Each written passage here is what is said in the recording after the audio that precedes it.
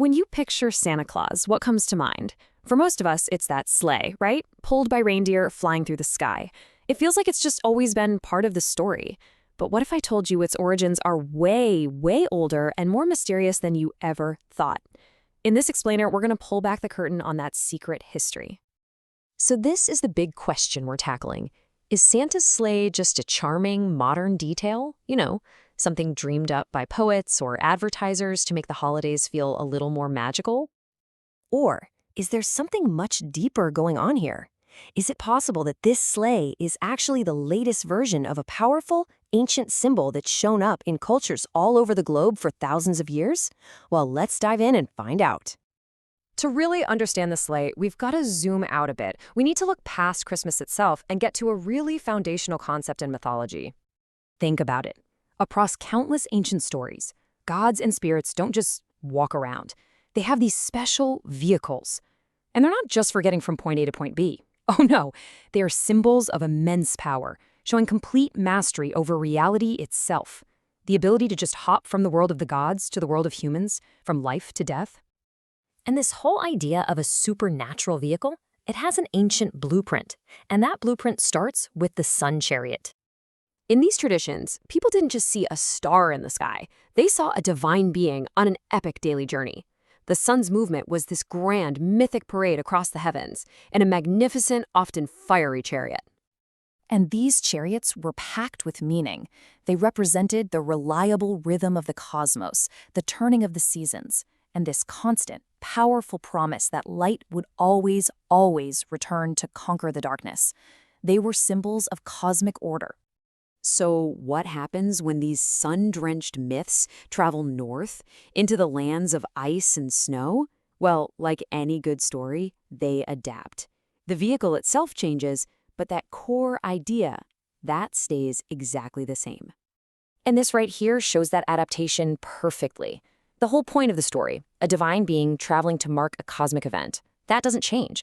But the form totally shifts to fit the new landscape. So a wheeled chariot becomes a sled with runners, horses are swapped out for reindeer, and a journey in the daylight becomes a magical flight through the longest night of the year. Now just look at these elements from old Northern European folklore. You have an old, wise, bearded figure who travels through the winter sky at night with magical flying animals. Sound familiar? These are basically the direct mythological ancestors of the Santa Claus we all know today. Okay, so a sleigh makes sense for a snowy place. I get that. But of all the animals in the north, why did reindeer get the gig? This part is just fascinating. For the people living in the Arctic, reindeer weren't just animals, they were spiritually powerful. They were seen as mediators, creatures that could travel between our physical world and the spirit world. In shamanic beliefs, a reindeer was the perfect guide for a soul taking a supernatural journey.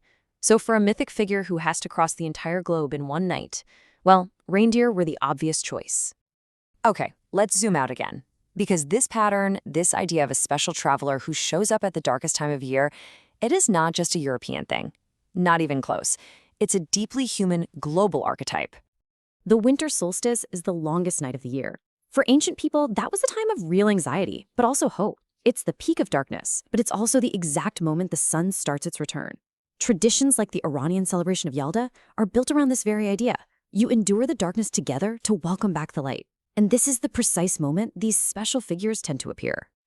So, at the end of the day, Santa Claus, the Iranian figure Amun-Nowruz, and all these various Yule figures from Northern Europe are all kind of playing a similar role. They are messengers who arrive at a key turning point in the year to deliver blessings or gifts, marking the renewal of time itself. All right, let's bring it all back to the sleigh. We've traced its roots in solar chariots, we've seen how it adapted to the north. So what does it all really mean? What is the sleigh really about? The sleigh isn't just a vehicle for presents. It embodies the power to completely collapse time and space, to travel the whole world in a single night. It's what carries its rider from a mythic realm, the North Pole, into our ordinary world and back again. It is the symbol of that seasonal transition, representing hope and renewal at the year's absolute darkest point. And this quote just captures it perfectly. The sleigh isn't just some festive decoration. It's a piece of our collective cultural memory. It's an echo of ancient sun gods, of winter spirits, of shamanic journeys. It's this powerful, inherited symbol of humanity's need to find hope and imagine a way forward, even during the longest night. And that kind of leaves us with a final thought to chew on. If Santa's sleigh is carrying all this incredible history, what other parts of our modern world are actually doorways to ancient myths? What other stories are just hiding in plain sight, waiting for us to rediscover them?